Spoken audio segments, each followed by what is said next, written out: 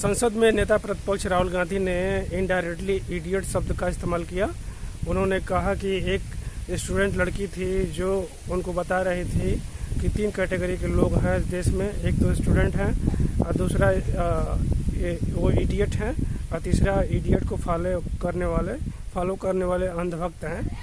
ये 3 प्रकार की कैटेगरी को राहुल गांधी ने इनडायरेक्टली बताया। उन्होंने कहा कि संसद में उनका भाषण चल रहा था और उन्होंने कहा कि वह छात्रा कह रही थी जंतर मंतर पर प्रदर्शन के दौरान कि ये 3 प्रकार के लोग हैं।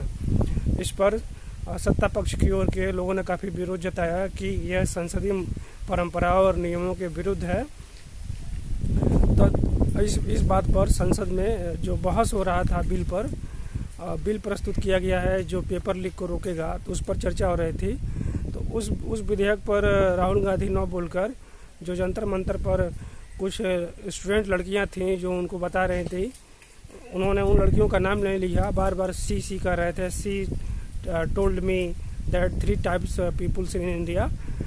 First is the student who here on the Jantar Mantar and second is the, उन्होंने कहा राहुल गांधी ने indirectly idiot, and third is the who are follow those idiot।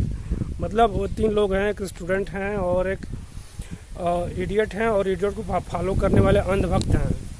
तो यह और मर्यादित है। जो लोकसभा स्पीकर ने भी इसको उनको समझाया कि आप अमर्यादित तथ्यों को जो नियमों के विरुद्ध है, संसदीय गरिमा के विरुद्ध है, आप ऐसे तथ्यों का इस्तेमाल नहीं कर सकते। आप नेता प्रतिपक्ष हैं, केवल नेता प्रतिपक्ष कोई भी संसद का सदस्य किसी अन्य सदस्य के विरुद्ध ऐसा शब्द इस्तेमाल नहीं कर सकता।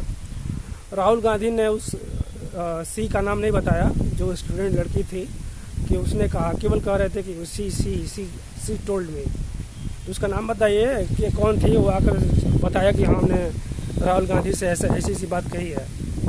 ना लड़की का नाम बता रहे थे, और जब नेता संसद की सत्ता पक्ष की ओर से विरोध जताया गया तो उन्होंने कहा कि हम किसी को नाम रख कर नहीं कर रहे हैं। नाम रख कर नहीं कर रहे हैं तो इनडायरेक्टली तो कह रहे हैं। एक नेता प्रतिपक्ष को इडियट शब्द का इस्तेमाल नहीं करना चाहिए।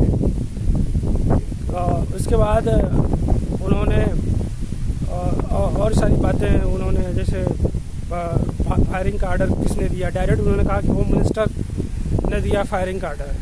तो इस पर भी सत्ता पक्ष की ओर से लोगों ने काफ़ी विरोध जताया कि आप कैसे कह सकते हैं कि क्या आपके पास प्रूफ है कि फायरिंग का आर्डर होम मिनिस्टर ने दिया?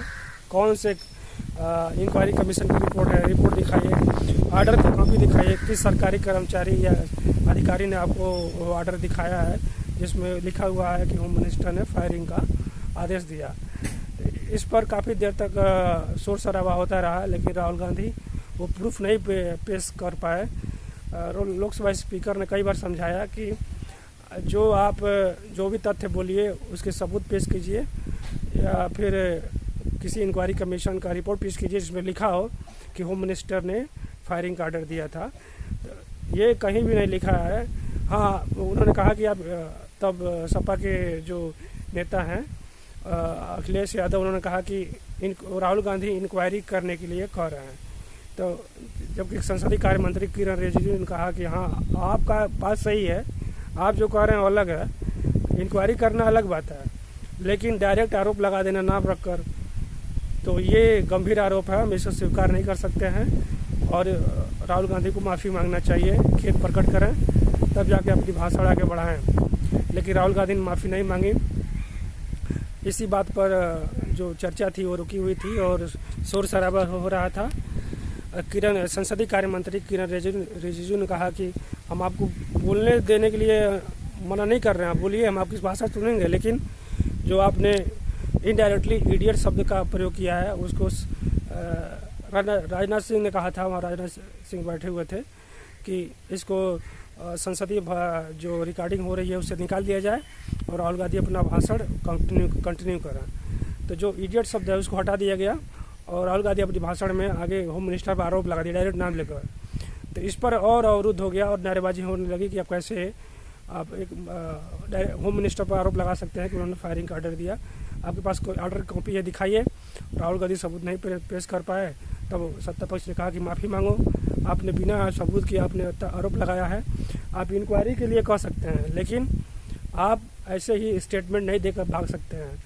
कल की ये स्टेटमेंट हेडलाइन बनेगी न्यूज़ समाचारों में कि राहुल गांधी ने कहा कि होम मिनिस्टर ने फायरिंग कराया है।